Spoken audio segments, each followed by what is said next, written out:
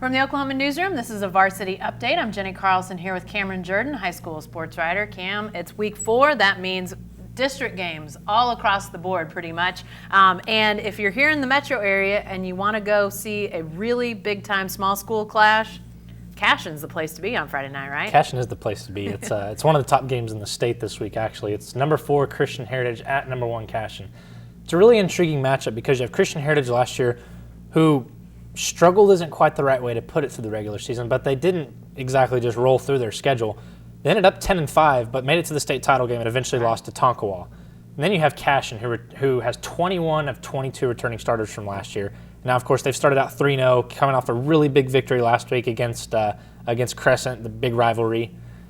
This week, it's going to be really interesting. It's going to be Cashion's experience against Christian Heritage. What can those two clashing do? It's going to be a really fun matchup. Yeah, and great for the small schools. If you're looking for a bigger school matchup, Del City at Choctaw, that's a pretty good game too. That's an important game for both teams. I mean, for Choctaw's side of things, Choctaw's trying to get back in the playoffs. It's going to be really important. They're coming off a tough loss to Putnam North last week, but Putnam North being in a higher division, they're a better team than Choctaw. It's not too surprising of a loss for them. Mm-hmm.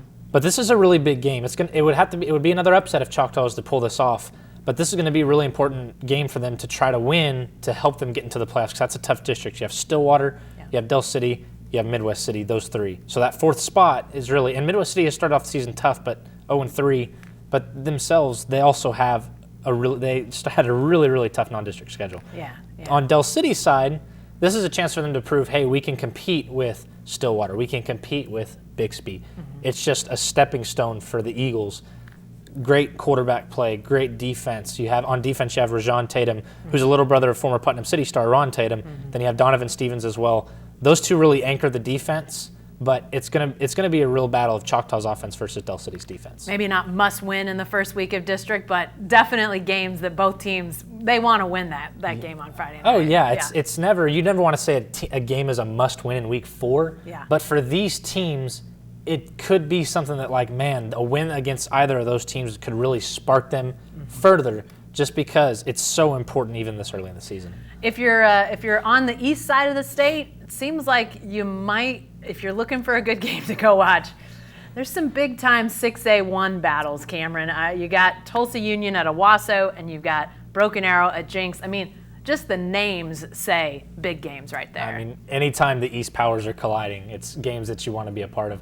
You know, Owasso is coming off a victory against Broken Arrow, and those 2 teams have won the last 2 state titles. They finally ended the Jinx and Union stranglehold in 6A and 6A1 in recent years.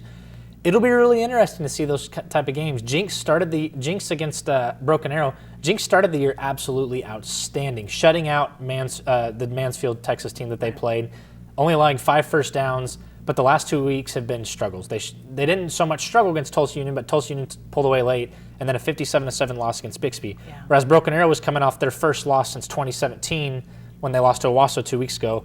All 4 of those teams are coming off byes, though, so it's going to be interesting to see what they were able to implement in those 2 weeks to try to put them ahead. Another big game in the Tulsa area, though, is Adair and Metro Christian playing. Okay. It's a little bit smaller class, 2A, but it's going to be a battle. Adair just scored 76 points a couple weeks ago against Locust Grove. Wow. But Metro Christian has one of the best quarterbacks in the state in Asher Link.